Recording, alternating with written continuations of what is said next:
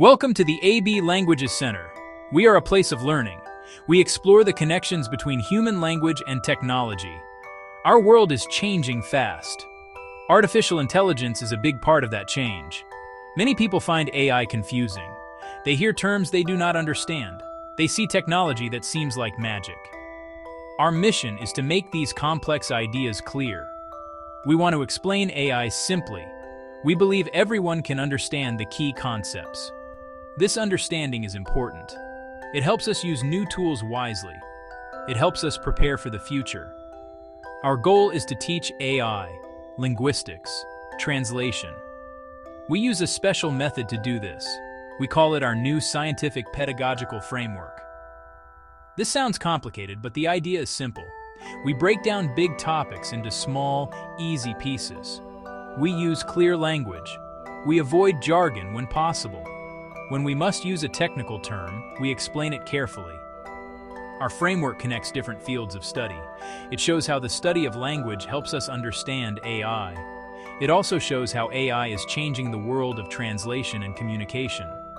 We believe learning should be an adventure. This approach is built on clarity and connection. We start with the basics. We build knowledge step by step. You do not need a background in computer science or linguistics to follow along. Our lessons are for everyone: students, teachers, professionals, and curious minds. We want to empower you with knowledge. We will explore how computers learn to understand text. We will see how they translate between languages. We will look at how they can even generate human-like writing. This knowledge helps you see the world in a new way. It makes you a more informed citizen in a digital age. We will not just look at what AI can do. We will also ask how it works. We will examine the history of these powerful ideas. We will see how thinkers from centuries ago laid the groundwork for today's technology. Understanding this history is crucial. It shows us that AI did not appear overnight. It is the result of a long, fascinating story of human ingenuity. We invite you to join us on this journey: past, present, and the future of intelligence itself. Our story does not begin with computers. It begins with an ancient Greek philosopher. His name was Aristotle. Over 2,000 years ago, he asked a fundamental question: how do we think? He was not interested in what we think about. He was interested in the structure of our thoughts. He wanted to find the rules of correct reasoning. Example: all humans are mortal. Socrates is a human. Therefore, Socrates is mortal. If the first two are true, the conclusion must be true. A powerful insight. Truth guaranteed by logic alone. This was the first step toward artificial intelligence. It examines words like all, some, not. This analysis is needed to translate texts accurately. Translation must preserve logical meaning. Our timeline now moves forward by more than 1,000 years. We travel to the 9th century, to the city of Baghdad. This was the heart of the Islamic Golden Age. Here, a brilliant Persian mathematician made a historic contribution. His name was Muhammad ibn Musa Al-Khwarizmi. He wanted to create a clear set of instructions for solving mathematical problems. His name gave us the modern word algorithm. An algorithm is a recipe for solving a problem. This idea is central to computing. Every computer program is an algorithm. Grammar works like an algorithm. When you form a sentence, you follow rules. Early machine translation tried this approach. They treated translation as an algorithm. Our journey now takes us to the 19th century. The first was George Boole, a self-taught mathematician. He wanted to create an algebra of thought. He used operators like A and D. He then used operators like OR. He then used operators like NOT to combine them. Statements are either true or false, 1 or 0. Every piece of information inside a computer is stored as a series of ones and zeros. Electronic circuits that power computers are designed as logic gates. Around the same time, another idea was being rediscovered. It came from an 18th century minister named Thomas Bayes. Bayesian inference is a mathematical way to handle uncertainty. It gives a rule for becoming more or less certain as you gather information. Is that email spam? Not spam? Bayesian methods let a machine calculate probabilities of outcomes.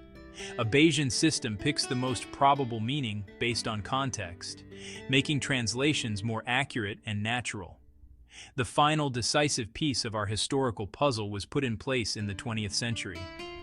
A brilliant British mathematician named Alan Turing brought all these ideas together. During World War II, his work on breaking German codes was vital for the Allied victory.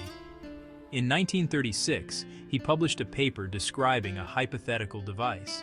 He called it a universal computing machine. Today, we simply call it a Turing machine.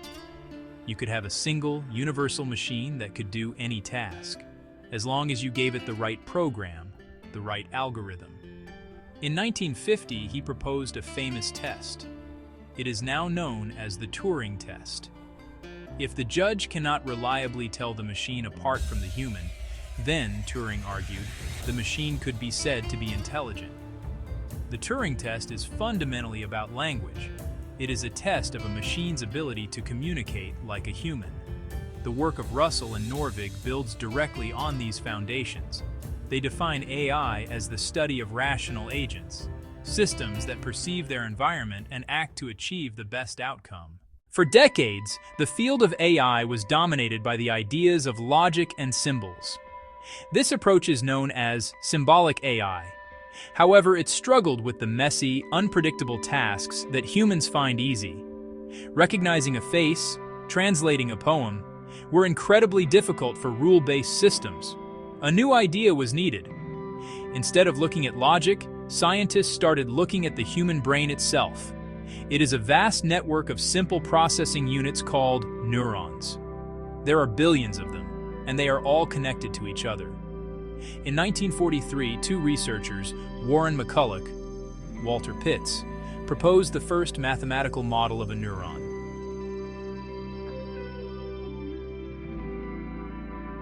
It moved the focus from programming intelligence to growing it. This is how a child learns. They listen, they imitate, and their brain gradually forms the right connections. Donald Hebb provided a crucial answer in 1949. He suggested that when one neuron repeatedly helps to fire another, the connection between them gets stronger. In other words, neurons that fire together wire together. Imagine you see a picture of an apple, and at the same time, hear the word apple.